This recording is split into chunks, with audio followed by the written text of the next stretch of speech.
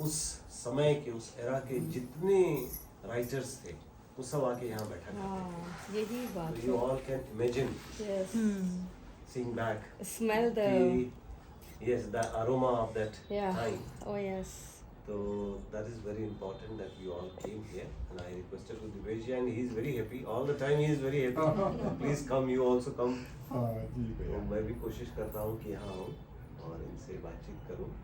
उस समय की सारी चीज़ें यहाँ हैं, इनके जो पूरे एंसेस्ट्रल फोटोग्राफ्स हैं वो यहाँ हैं।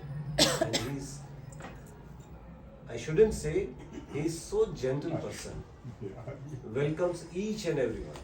And in my childhood, I have seen so many theatre programs here in this hall, in this yard. Oh. तो पहले बहुत सारे प्रोग्राम्स यहाँ होते थे और अपने बचपन में मेरे पिता जो खुद राइटर थे, he was a writer, he wrote highest number of poems in the world for children. So his first book was launched here in this. नाम क्या है? मेरे फादर का डॉक्टर श्री प्रसाद। और किताब का भी। You will find. किताब का। किताब, वो जो पहली किताब जिसका यहाँ पे विमोचन हुआ उसका नाम था मेरा साथी घोड़ा। विश्वविद्यालय बच्चों के प्रकाशन लिए। मोदी जी ने छापी थी, बच्चों के लिए लिखा उन्होंने। क्या तो बात है। अभी तक 80 से ज्यादा उनकी किताबें हैं। नाउ ही तो but still every year 1-2 books are being published। काम है हाँ उनका काम। क्या बात है। कुछ उपलब्ध भी कराऊंगा आप लोगों को, कल कोशिश करूंगा कल या परसों, क्योंकि जो लोग स्टोरीज पर काम कर रहे हैं, पोएम्स पर काम कर रहे हैं, तो आज मैंने जो 2 पोएम पूछ रहे हैं एक उनकी थी, एक मेरी थी। क्योंकि कविता में भी तो कहानी है ना। तो आप कुछ सुनाएं बाकी अब मैं इनसे अनुरोध करूंगा कि आप भातेंद्र जी के बारे में, मालूम पड़े कि उन्होंने हिंदी को आगे बढ़ाने के लिए क्योंकि हम लोग यहाँ 20-25 मिनट समय है हमारे पास, इसके बाद हम लोग यहाँ से मूव वो करना है। हमसे जानता तो वो आप लोग जानते हैं कि हिंदी में उन्होंने क्या किया। हम लोग तो बस सुनते आते हैं कि जो लोग बताते हैं कि उन्होंने क्या किया। भैया से इसलिए विशेष है क्योंकि पिताजी के समय के हैं, इनका पिताजी से बहुत लगाव था, तो इसलिए मतलब जब ये आते हैं तो लगता है कि उधर से ही उनकी वाइब्स है। इसलिए जैसे मतलब हम लोग का जो हम जानते हैं भातेंद्र जी के बारे में, जैसे अपने परिवार के बारे में, हम लोग का परिवार मुर्शिदाबाद से बैटल ऑफ प्लासी के बाद 1760 में काशी आया। अमी चंद जी का ये परिवार है। तो अमी चंद जी तो वहाँ जब थे तो क्लाइव ने उनको भी विश्वासघात उनके साथ भी किया, तो वो थोड़ा सा उनकी जो मानसिक स्थिति थी खराब हो गई और फिर वहीं पर उनकी मृत्यु हो गई। और उनके 10 बेटे थे, तो उसमें से एक भाऊ फतेह चंद यहाँ काशी आ गए। काशी आने के पीछे कारण था यहाँ उनका ससुराल था, लेकिन तुरंत नहीं आए, भागलपुर और बीच में उसका बहुत हम लोग को डिटेल नहीं मिलता कि कैसे वो वहाँ से आने के पीछे कहाँ कहाँ रुके और कैसे हुआ। लेकिन फिर वो आए और फिर से उन्होंने अपने आप को इस्टेब्लिश किया और अपना महाजनी का काम शुरू किया। इस मकान को तब उन्होंने खरीदा जैसे 1780 से 90 के आसपास। तो मकान तो पहले का ही बना था और फिर उसको उन्होंने तब से परिवार यहाँ More than 200 years। तो वैसा ही बना हुआ है, बदलाव नहीं बेसिक हुआ। आर्किटेक्चर में कोई बदलाव नहीं है। जो जैसे ये धरन है ये सखुआ लकड़ी की है और उसी समय की, मतलब हम लोग तो सुनते ही आ रहे देखते आप बीच में कभी किसी ने बदलाव तो नहीं कह सकते, लेकिन जो हम लोग देखते आ रहे हैं तब से ये है। और जैसे अब ये टाइल लग गई, यहाँ बरी की जमीन थी तो ये टाइल हो गया, ये दीवार नहीं थी, ये पूरा एक खुला करना था, एक दीवार सी हो गई, ये अलग से हो जाए। तो जो बाबू फतेह चंद आए काशी, उनका हम लोग के पास कोई चित्र या नहीं है। उनके बेटे हैं ये बाबू हलक चंद। इनका जो वैभव था, तो जो पूरा अपने हम लोग का जिसको कहिए सबसे रिचेस्ट टाइम उस समय हुआ।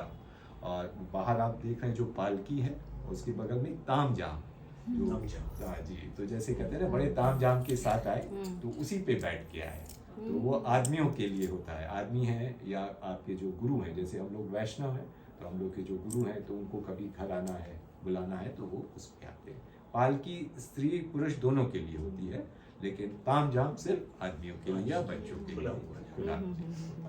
तो इनका बहुत वैभव था, तो उससे ये हमेशा जब चलते थे और तो उसी पे तामझाम पे चलते थे, 40-50 आदमी इनके साथ रहते थे। और फिर इनके बेटे हुए ये बहु गोपाल चंद जी, और बहु गोपाल चंद जी से हम लोग के यहाँ सरस्वती का प्रवेश होता है। और ये जो है, जैसे ये तो व्यवसाय में ही हर समय थे, बहु गोपाल चंद व्यवसाय भी करते थे और अपना जो है शाम को या जिस समय उनको समय मिले तो गोष्ठी बहुत करते थे। तो उसी एक गोष्ठी में जब बाबू हरिश्चंद्र 6 वर्ष के थे, कहे बाबूजी हम भी कुछ सुनाएंगे।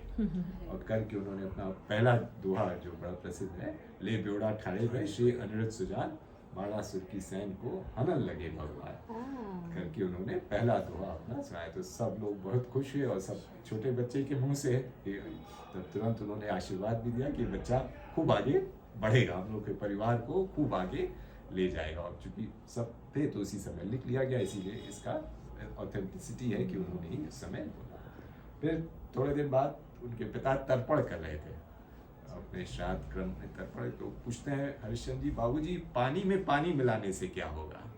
तो कहे कि ये बच्चा तो हमारे परिवार को डुबोए। तो दोनों तरफ वही दोनों उक्तियां उन्हीं के लिए।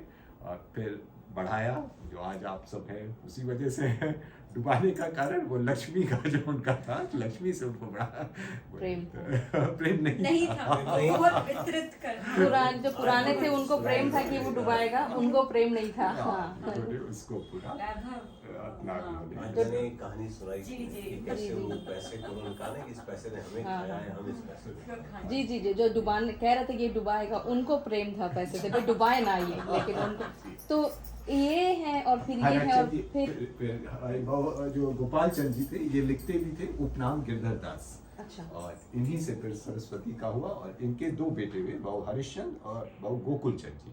तो ये हरिश्चंद्र जी है।